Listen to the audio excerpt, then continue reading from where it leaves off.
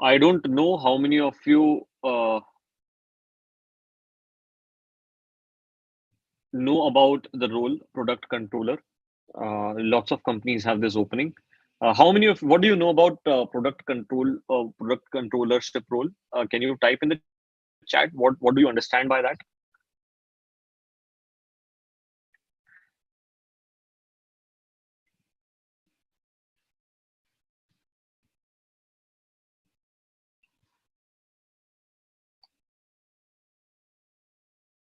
It's fine if you don't know. That is what we are here for.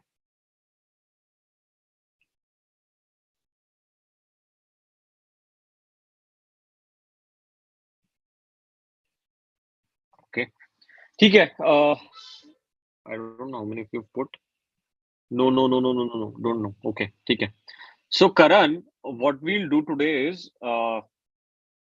we have a mock interview planned, right? So what we'll do is we'll pick up one person from whoever has switched on their videos. We'll pick up one person, and then you can take it forward from there for the mock interview. At the end, you can give the feedback. And एक दो लोगों ने video बंद कर दिया है. डर लग रहा है मेरे को ना पकड़ ले. हाँ. So at the end, you can give feedback and maybe take a couple of questions at the end around the domain, right? So can you just briefly tell what kind of person will be suitable for a mock interview right now? क्योंकि अभी लोगों को पता ही नहीं कि मैं दूं कि ना दूं mock interview या या मैं आंसर दे पाऊंगा कि नहीं दे पाऊंगा. तो वो थोड़ा बता दो, थोड़ा डर चले जाए, and then we'll start. No, mock interview is fine. If you have some knowledge of SFM primarily, then you can anyway give mock interview. Nothing as such specialized knowledge is required for fresher profile.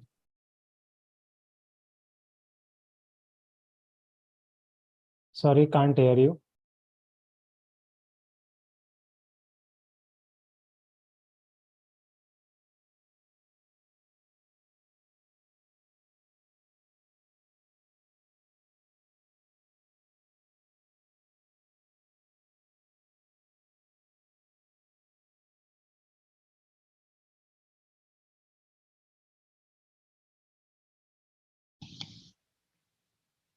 Am I audible?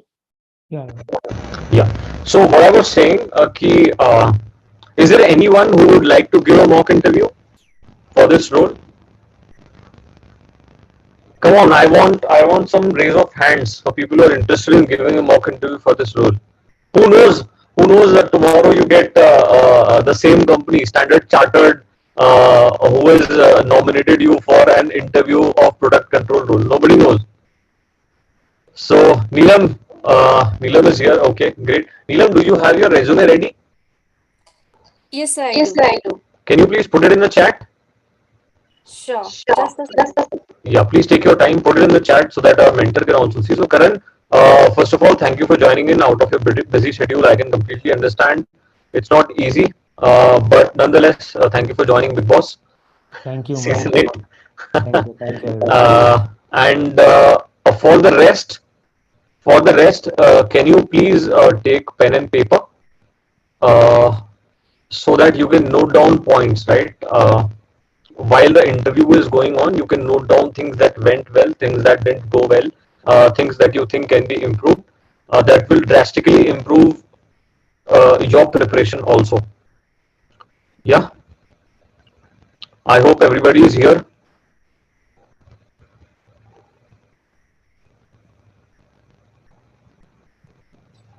Karan, I am putting you on. Sure, sure. Umang, your voice is breaking up. Yeah. I mean, it's distorted, sort of robotic voice. Okay. Is it better now? Still the same. Still the same.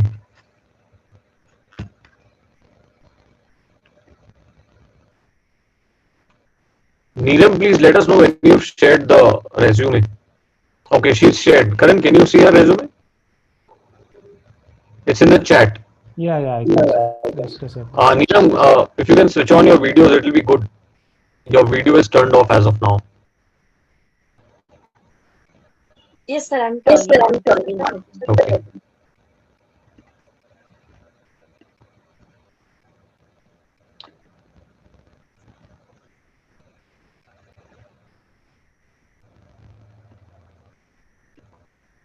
Okay, so Karan, over to you.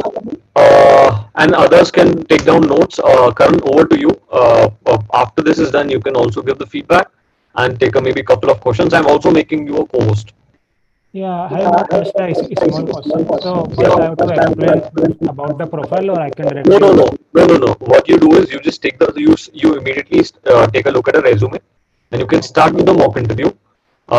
Once you're done with the mock interview, you can give the feedback, and at the end, maybe you can take a couple of questions. Okay, okay. Just a second. Let me change the earphone. I think voice is breaking. Okay.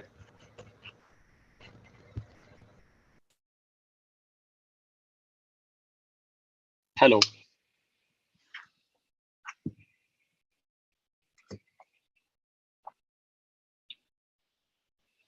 Am I audible now? Okay, okay.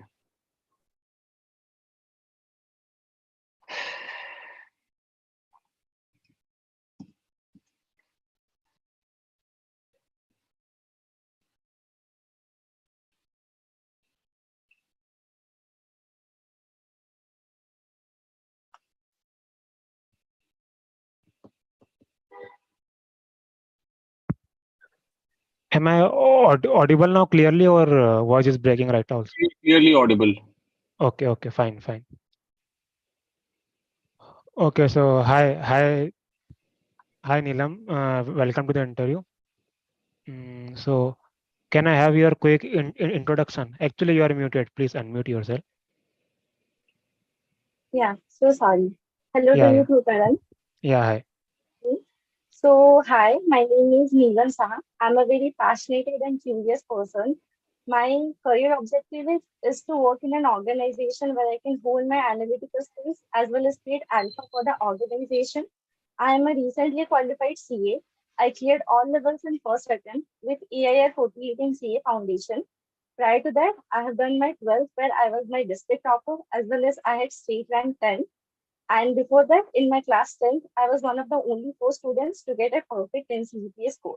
So, academically speaking, I had a strong academic background. Coming to my work ex, I have worked in Ventura Securities in equity research and valuation domain as an industrial trainee. Prior to that, I have worked in SRB and Associates as an article assistant, where I worked in statutory audit, internal audit, as well as a little bit of taxation as well. Coming to my hobbies, public speaking has always been my first love. My second love is writing. And right now I'm exploring painting as a side hobby. Yeah, that's all from my side. Okay. So can you explain a brief about your role of this equity research and valuation? What did you actually did in your industrial training? Okay. So my work was mostly to build financial models on various listed companies. It was mostly sector agnostic, as well as write reports covering those companies, which were later on published in company websites and sold to other institutional clients.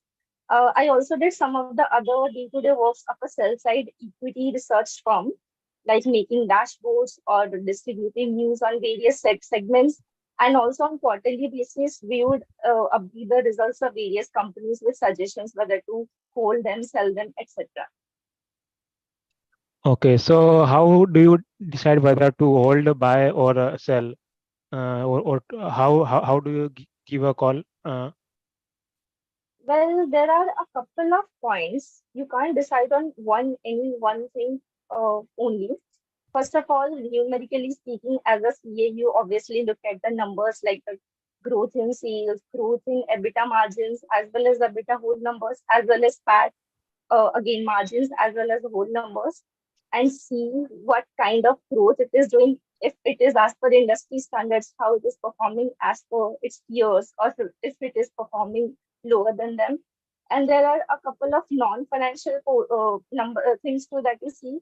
For example, how the management is, if it is ethical, what are some of the recent developments in that segment or in that sector, and if the government is promoting it or not, etc. Okay, so let's say if I want to value any company, let's say if I want to value ITC right now, so how will you value the company? or I Okay. can say intrinsic value of the company? How do you know what should be the share price of the company? So, this is something we also study in SFM. And the very simple way is to use DCF valuation, where sort of like project or forecast the financials of the company for the next, say, 10 years or 5 years. Mostly companies or analysts prefer to take at least 10 years. And then you predict their forecast, their profit and loss, as well as balance sheet and cash flows. And then you take their FCFF, the operational cash flows and the as well as cash flows from investment side. And then sort of like make their present value, taking assumptions on the rate of return that you are required, etc., as well as the terminal growth rate. And then you come at the DCF value, which is the present value of the organization. Okay, so what are the other ways of valuing a company other than DCF? So you can also value it by P factor. You can take the P factor that is prevalent in the industry that the company is in, as well as you can value it based on the competitors. But what generally people do, and the most tried and tested one is TCF, and after that, the PE factor one. Okay. So what did you learn mainly from your industrial training? What are your key observation about the various sector? If you would like to explain any one sector in which you have worked upon deep, and you can give any insights about any sector. Okay. So honestly speaking, I always had this, like people say, stock market a feeder in me. And that is the reason I went into this whole segment or department in itself. And although I was working in a sector agnostic environment, I did cover a lot of sectors, but the main focus was a lot on chemical sector, which is, something very new to me. At least at that point of time, it was very new to me. And I got to learn a lot of insights that generally anyone while investing does not know. When I mentioned earlier about the non-financial factors. So some of the non-financial factors that are very relevant or specific to chemical companies that one should look for before investing in any chemical company are something that we don't talk about as common investors. And one of them that was very intriguing to me was, I don't think it even has any specific name for it, but you see, any sort of chemicals now the companies purchase, most of them they just process it and sell it to other businesses. So it is sort of like a B2B business. And one thing that really matters a lot is whether the company is able to pass on the increase in prices of raw materials of the chemicals.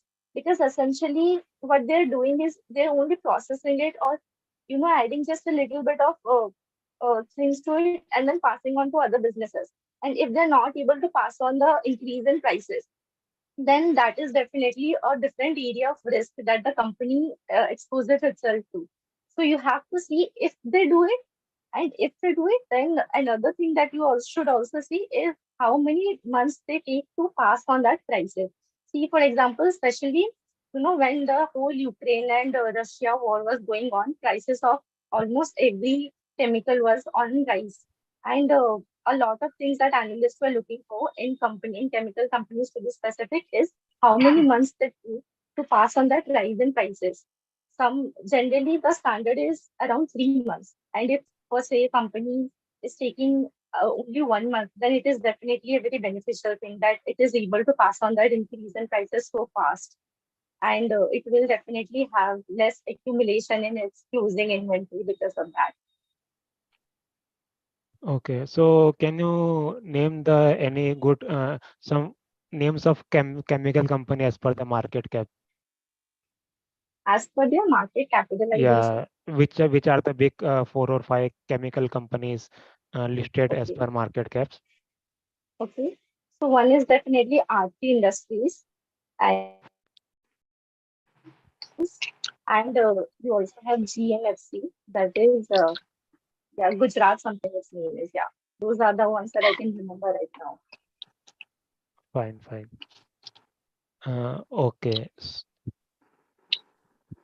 So when you prepare the financial model, how do you know what should be the future growth rate, and what all the factors you consider while deciding what should be future growth rate or cash flows? What will be the expenses and other factors? So, first of all, starting with the revenue or the top line, that is something the whole model is dependent upon. So, there are a lot of things that you have to look into. First of all, the company definitely on a quarterly basis, because it is a listed company on a quarterly basis, it publishes a lot of reports like, con calls and then investor presentations. You look into that to sort of see the past quarters trends and see the recent trends that are going to happen. And then you also, if possible, you attend the con calls as an analyst and you ask the company for what kind of forecast they see in the next coming quarters or the next coming few years. Even if you don't attend, generally any analyst asks that. So you can just go back and see or read the con calls and the transcript of it and get an idea about it. Also, you see its past growth rate and compare it with the whole industry growth rate. See, for example, that whole industry is growing at a CAGR of 10%, and the company is growing, let's say, at a CAGR of 8%. So you will assume that then you go and see the in Bloomberg and in different places, you will go and see what kind of growth whole industry is expected to do in the future years. And then you from that point make sort of like an assumption or sort of like an estimate of that because the company has always been doing lesser growth than the industry, then this is how much the company should be growing. And also you have to see the reliability of the management predictions. For example, if the company say a year ago or a few quarters ago predicted that they are going to do really good in the next 1 or 2 quarters and they ended up performing really bad, so you should from that you should get an idea that how much you can rely on the company or the management's predictions and how much you have to assume on by yourself based on the industry data available and also the performance of its peers, etc. Okay, got it. Uh, okay, so you must be having knowledge of bonds and options, I assume. So in case of bond, explain me why there is inverse r- relation between the YTM and the bond price. Okay.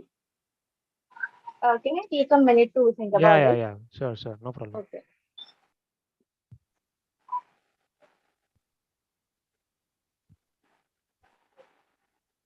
I'm sorry, the question was why there is an inverse relation between YTM and YTM and bond price.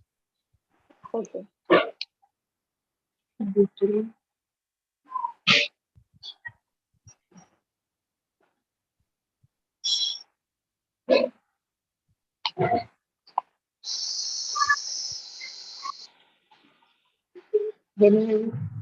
It's fine if you don't know. It's absolutely fine. Yeah, I think I'll just have to think about it a second, but Yeah, yeah. Okay, yeah, fine, fine. maybe we can move on to other questions. So, what are the different types of bonds? Okay, so there are um just a second, just let me recollect it. So you can classify it in different ways, but one way is there are government bonds as well as commercial papers. The bonds that companies issue, and another way of classifying is perpetual bonds as well as bonds that are redeemable. Yeah, so they are some of the bases in which we can classify them. Okay, and how do you value the bond? So it is valued basically like on the same DCA basis, discounted cash flow. So you make a chart of the interest and at the end the principal amount that it is going to pay, and then you present value it based on the ongoing rates in the market, and then you get the price on the bond. Okay. And in case of options, can you explain me why the option buyer will have negative theta over the period, and why the option seller will have positive theta over the period? I'm sorry, negative. So I am repeating my question. So let's say one is option buyer and other is option seller. So the option buyer will have a negative theta over the period, and option seller will have positive theta over the period. Why is it so? I want to know the reason. I'm not getting that exactly what you're saying, negative. Beta. Theta, time theta. Okay. So theta is a concept that I'm not aware of. So I don't think I'll be able to answer it properly. I'm Okay, sorry. okay, fine. So who is at more risk? Let's say one is call option buyer and other is call option seller. So who is at more risk? So the call option seller is at more risk because the call option is designed in such a way that if say the X prices or the strike price is 120 and it is currently at 100, which means that if it crosses 120, then the seller has to pay to buyer whatever the increase is. So there is no limit to it. If say it increases by 200, if say the stock is very volatile, then the seller has to pay 80 rupees, which is a big amount, whereas the buyer only has to pay a small premium for it. So the seller has a very little amount of gain, and in the future, if it crosses the strike price, it has a lot of amount to lose. But then it also depends on the volatility of the stock and how the market is going to perform in the near future. Okay. So what is the maximum gain call option buyer can has? Okay. So there is, like I said, no limit to it. If the maximum profit they can make is the difference between strike price and the CMP and the expiry date minus the premium they have paid. Okay. Mm. So do you have any experience of trading the options or futures in the market? Have you traded any futures or options, or how is it? No, I haven't. I did a little bit of trading, not going to lie, as any CS student. I Oh, did try a little bit, just trading in stocks, but I learned my lesson very quickly that it is not meant for me. okay, okay, got it. And do you know anything about the margin? How is the margin decided? Does call option buyer has to pay any margin? Yeah, the call option buyer has to pay a margin, and there is a formula to even calculate it. And if the margin breaches a certain amount, then it also has to submit the whole balance amount again. So yeah, they have to pay a margin. And what about call option seller? Again, I haven't done the real life trading, but technically speaking, I don't think there should be. Okay. Or I think I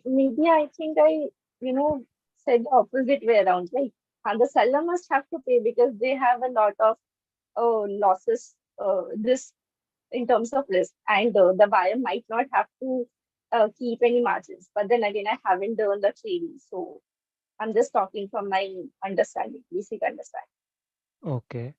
So now let's take an example. If suppose there is a airline company and its raw material is aviation turbine fuel, and so how the company can hedge so that its price remain fixed. So what are the ways which airline company can hedge its prices? So a simple way will be to enter into derivative contracts for a certain period, say 6 months or 1 year. And it can also, enter into advanced agreements with the petroleum companies or companies which provided aviation turbine fuel. Yeah, those are the options that, as far as I can remember. Okay, so what I have to exactly do in that? What should be my position for that? I'm Means sorry. like I should For means like I should buy futures or buy options, or what should be my exact position? This is what I want to. So that depends on a lot of factors. A lot of mostly, companies which deal in commodities which are very volatile have a different department for that. And what the department does is they predict that in the future if the price is going to be very volatile or if it is going to stay kind of like in the same range. So if it is going to stay in sort of like the same range, then you can also enter into futures or like just leave it uncovered, but again there is a risk to it. But in something like aviation fuel, which is very essential for an airplane, and you cannot take any risk, especially in a industry which is very prone to a lot of risk and losses, it is better to hedge it. And again, it can depend on your risk appetite. You can either enter into options contract or futures contract, etc. Okay. Mm. Can I explain me what is purchase price parity? Okay, I will need a minute Yeah, for yeah, that. sure.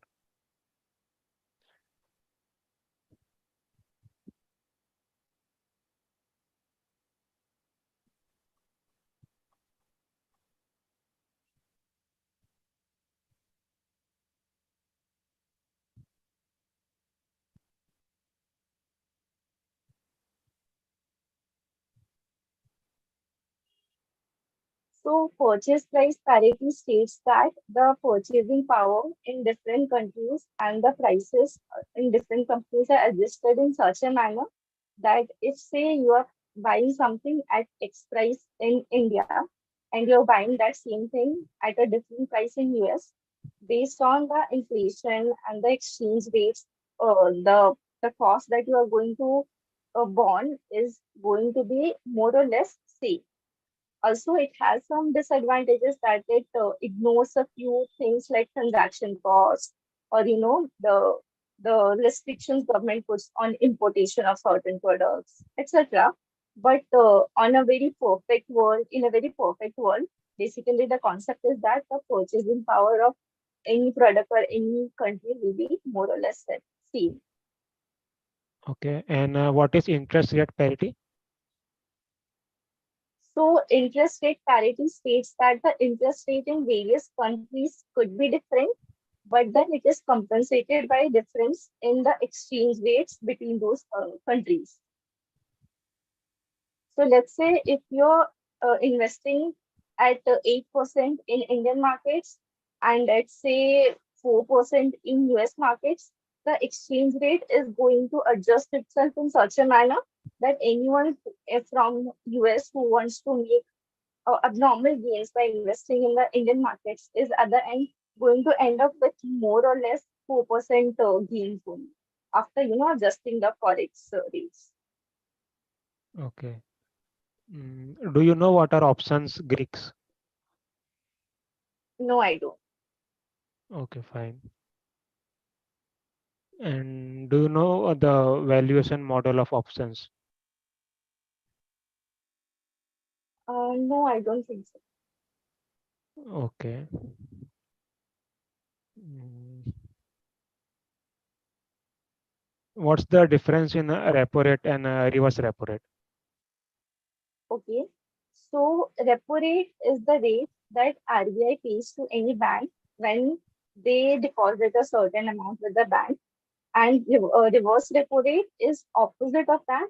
That is the amount, the interest rate that banks pay to RBI for borrowing from them. And if I may, uh, can you repeat the previous question before that? The options pricing one. I think I can answer it if only with your permission. Yeah, so I was asking is what are the option Greeks? No, no. After that, you asked about how options are priced. I would like to answer it if Yeah, you yeah, sure. Yeah, carry on. yeah, if you allow it. Okay. Yeah, yeah, carry on. So, yeah, so options pricing has two parts. One is the whether if the option is in the money, then the difference in that in the money, and also the present value of the risk. That is the present value of the difference in the estimated price that that the stock is going to have on the maturity date and the strike price. So it has two components. Okay. And what are the different types of options?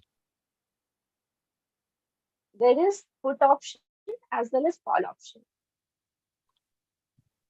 Okay. So I can exercise option at any time period, or I have to exercise only at the time of expiry or maturity? So there are actually two types of options. One is American options and one is, I think the other is just called options. And in American options, you have the option of exercising at any point of time. And because of that, you have to pay a higher premium. And in the other option, you can only exercise it at the expiry date. And because of that, the premium amount is much lower. Okay. And what is the difference in forwards and futures? So forwards and futures are essentially the same thing, but futures are traded in, the organized market, and forwards are something that any, say, big clients go and make a contract with the banks itself over the counter in a customized way. Say for a company like ITC, or in your previous example, an airline company, they know that they have to buy a lot of aviation turbine fuel in a future date. So instead of going to the market and directly buying futures, they can go to a bank and contract and make a contract in customized manner that I need this much at this date. So that is essentially the difference. Okay.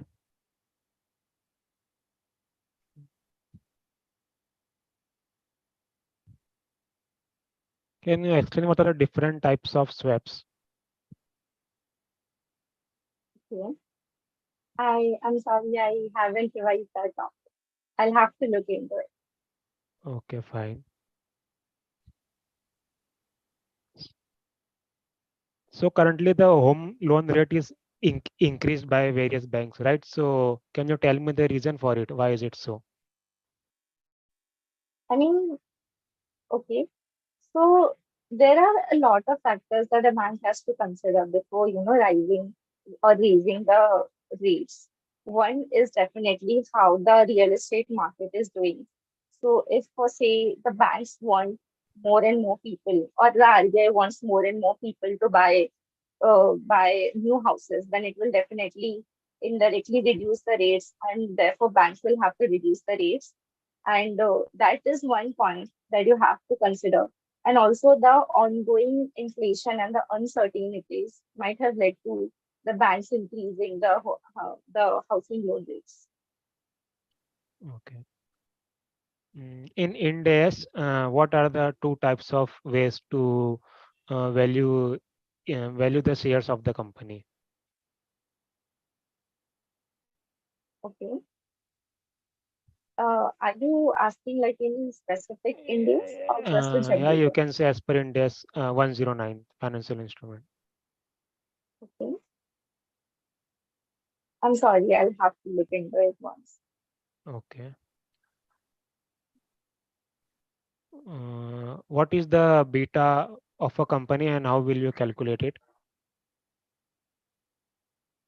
So beta is essentially how much the price of that stock fluctuates vis-a-vis the index, say Nifty or Sensex. So if for say a company's beta is zero point 0.9, that means that it is more or less moving in the same direction as the index is moving.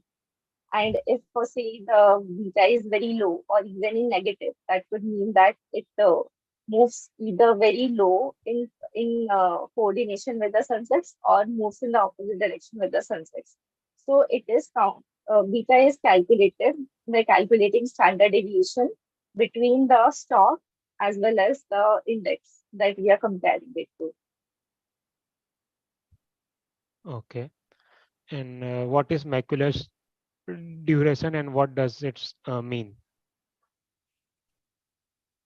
So macular duration basically means that if instead of holding the whole stock till the very end, you hold it for the number of years that the maculus duration is, you will get the yield that was there in the beginning.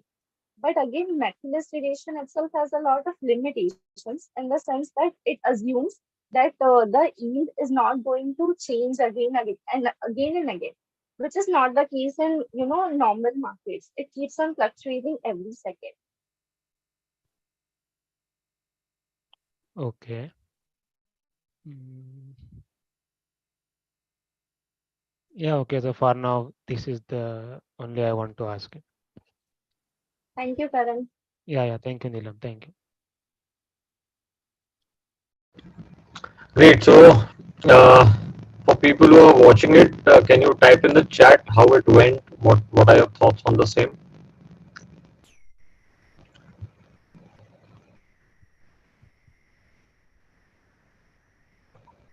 Okay. So, Karan, your feedback. Yeah, so what I understand from the interview is she has the good knowledge, but she need to brush up some concepts. For example, she has recently cleared the exam, so at least she should know all the concepts which are at least in the books for SFM. So for example, she was not knowing the certain concepts, but this can be easily found in SFM notes or books. So firstly is she should brush up all the SFM chapters with primarily focus on bonds, futures, options, swaps, merger and acquisitions. So, and mainly is this, and there should be logic to every answer which you are saying. If you are saying any answer, so you should know why is it the case. Any of the answer, if you can give the proper logic or explain with the numbers, and this is the case. And other is if you don't know the answer, you can directly say no. There is no point in giving incorrect answers. And third, I can say is you can follow some more of the markets, like what are the current financial news which are going in the market. Like when I asked you about why the home loan rate are increasing, it is increasing because RBI is increasing the repo rate. So the cost of borrowing for the banks was increasing.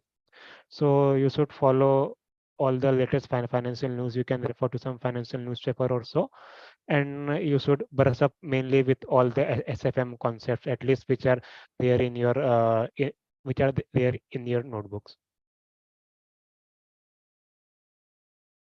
Yeah, Umang. Okay. Neelam, any doubt you have? Anything else that you want to ask? Just one thing, sir, Karan sir.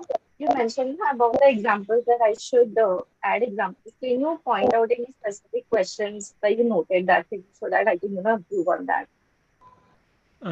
Like let's say if I asked you about macular duration, so what does it interpret? So you can explain it in a very clear term. Or let's say if I ask you beta, so in that, if it's possible, if you know, you can mention that the beta of such companies these that was low volatile, or large cap companies beta is quite stable. So if it's possible, try to relate to practicality how much it is possible, or a recent example, current example, which you can give. Yeah. Okay. Any doubts in the chat? Yeah. Any doubts in the chat? Is there any doubts you can ask? I have enabled the chat. If you have any doubts, you can ask in the chat.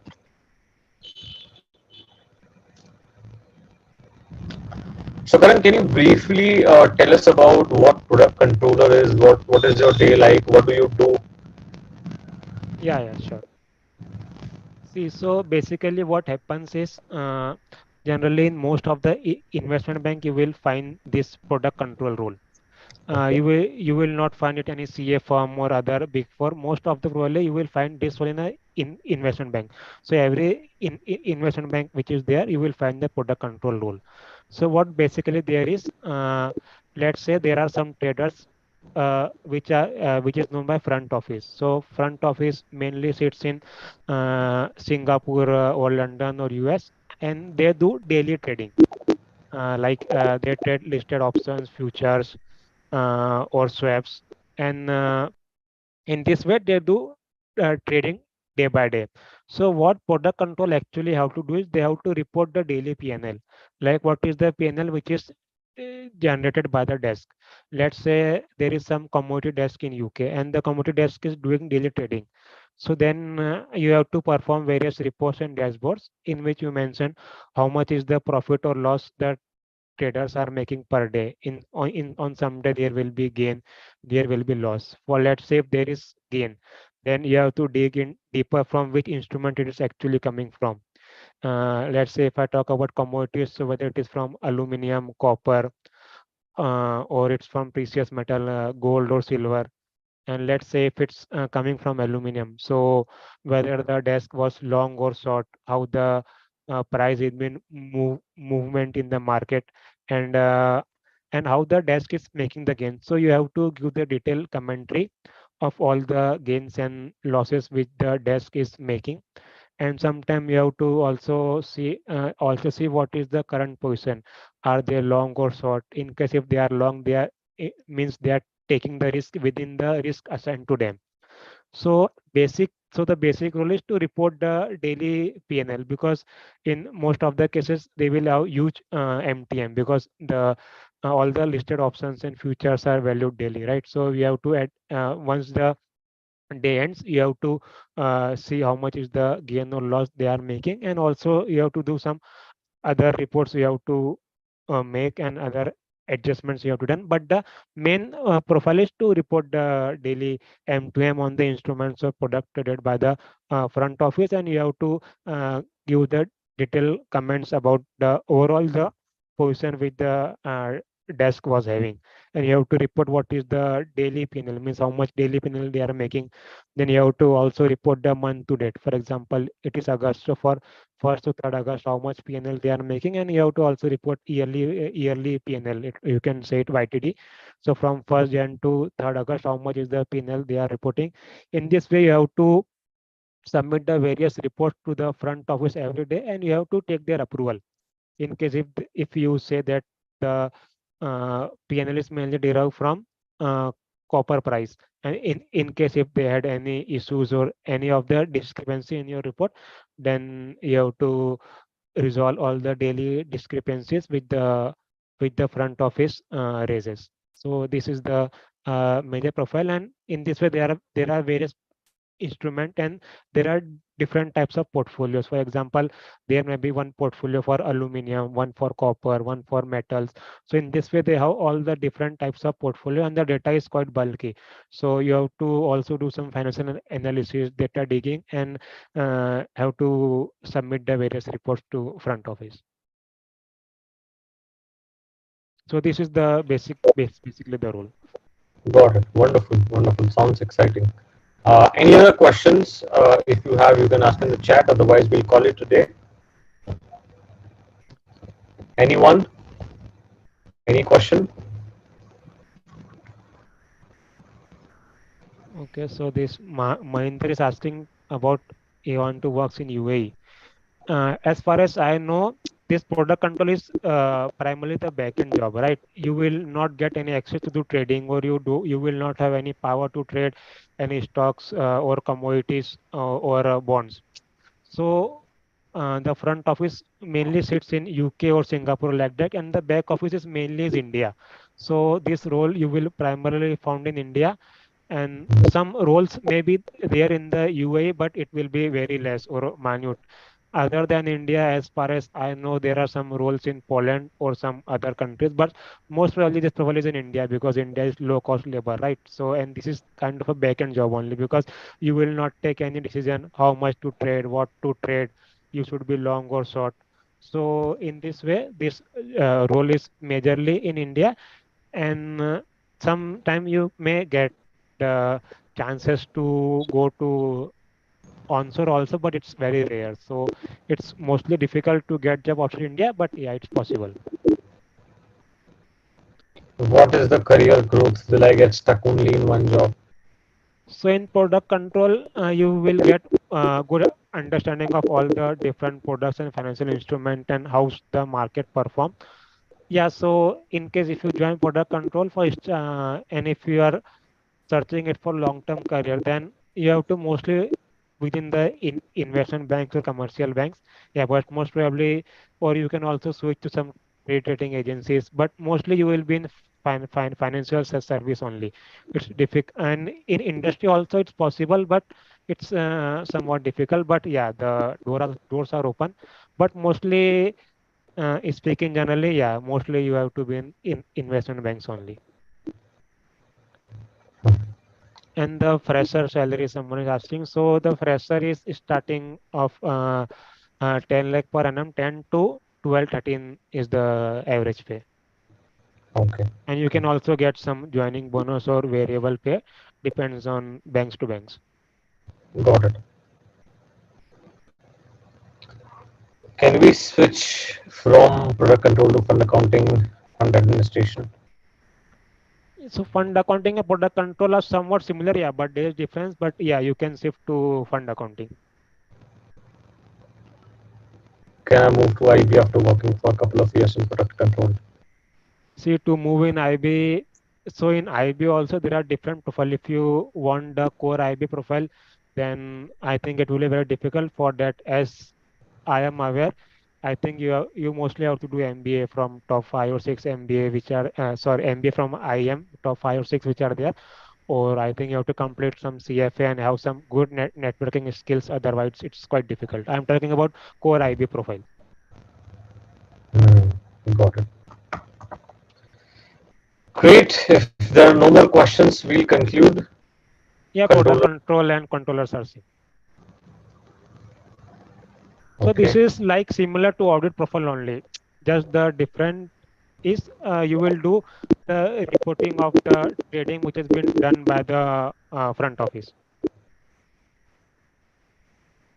FDD and product control are completely different. There is no relation between the two. FDD you will mostly find in big fours or in some industries.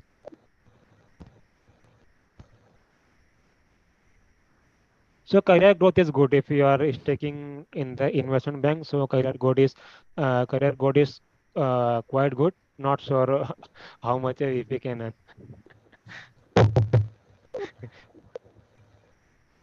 For What is the interview? interview, yeah, for interview preparation, as I mentioned earlier, first go through entire SFM. So you should be through with the every concept of SFM, mainly with the options, derivative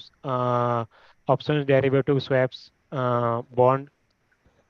This should you be quite similar, and you should also follow some current market like how Nifty is performing and how the markets are performing in general, and follow some current financial news. And this is most probably this is enough for now.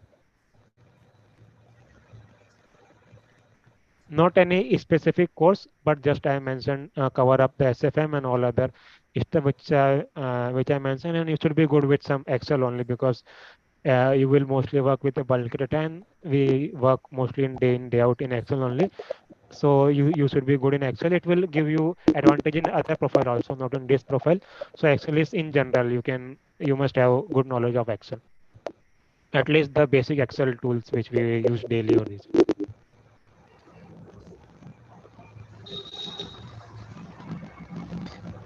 Okay.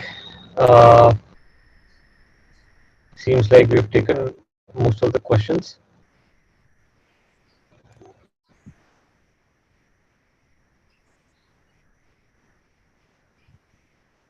Okay, I think we've taken most of the questions. Karan, we'll call it today. Thanks a lot for joining in, Karan. It was really insightful. I hope all those who've joined also found it very insightful and have taken back a lot of learnings from this session. Thanks, Karan, for taking out your time and joining us, and thanks a lot for all those who have joined for this session. We'll see you in the next session. Yeah, Thanks a sure, lot. man. Yeah, yeah. Thank you, everyone. Thank you. My pleasure. Thank you. Yeah.